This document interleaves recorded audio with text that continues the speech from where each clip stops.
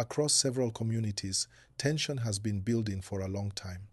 People have been living with fear, uncertainty, and constant anxiety because of repeated attacks by armed bandits. These bandits usually come suddenly, heavily armed, and they move fast. They target villages, markets, and roads.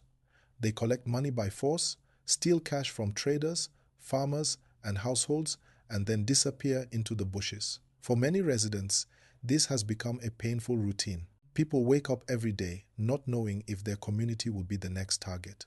Please don't forget to like this video and subscribe. It really supports the channel and helps us keep bringing these stories to you. On the day this incident happened, it started like many other attacks. Reports say the bandits arrived with confidence, believing the community would surrender like before. They demanded money, collected cash from shops and individuals, and tried to leave quickly. Normally, this is where the story ends, with people crying and counting their losses. But this time, something different happened, something unexpected. The local youths had had enough. These were not trained soldiers. They were ordinary young men from the community. Some were farmers, some were traders, some were artisans. What they shared was frustration, anger, and the strong desire to protect their homes. As the bandits tried to escape with the looted cash, the youths organized themselves quickly. They blocked possible exit routes and confronted the attackers with courage and unity. Please, as you're listening, like the video and subscribe, because stories like this deserve attention. The confrontation was intense. It was risky. Everyone involved knew the danger, but the youths refused to back down. Their strength came from numbers, coordination, and determination.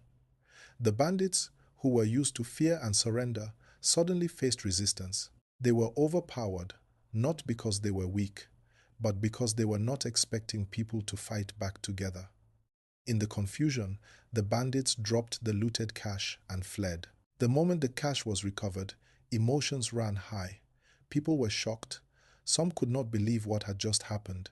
For the first time in a long while, the community felt a sense of victory. Not victory in violence, but victory in standing together and refusing to be endlessly oppressed. Remember to like this video and subscribe because your support keeps this channel active. This incident has sparked a lot of conversation.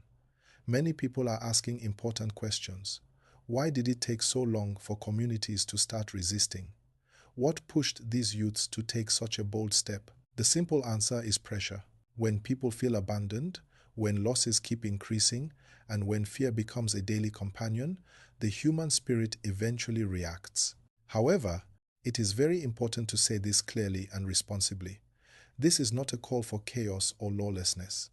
Community resistance should never replace lawful security structures. What this story shows is the importance of community unity, vigilance, and cooperation. When people work together, they become harder targets. Please pause for a moment and like this video and subscribe. It really helps. This event also sends a strong message to criminals.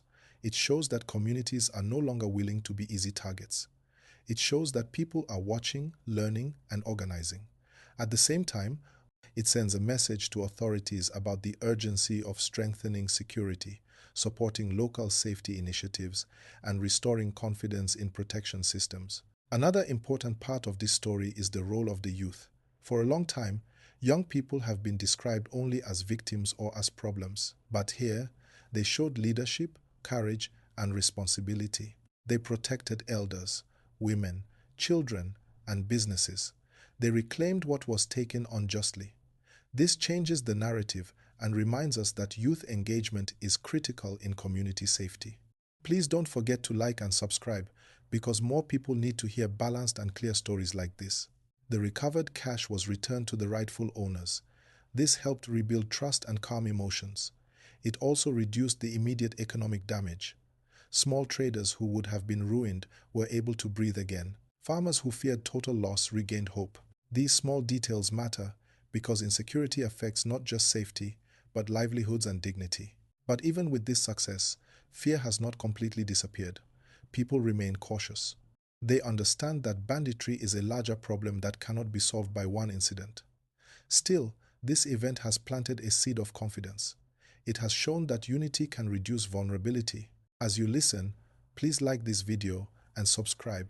It supports responsible storytelling. Community leaders are now encouraging dialogue, better organization, and communication with security agencies. They are urging youths to remain alert but disciplined. The goal is not revenge, but prevention. The goal is safety, not escalation. This balance is very important. This story is spreading fast because it touches something deep. It reminds people that courage still exists. It reminds communities that they are not completely powerless. At the same time, it reminds everyone that security is a shared responsibility. We will continue to follow developments around this situation because what happens next is just as important as what already happened. Will there be improved security presence? Will communities receive more support? Will policies change? These are questions many people are asking.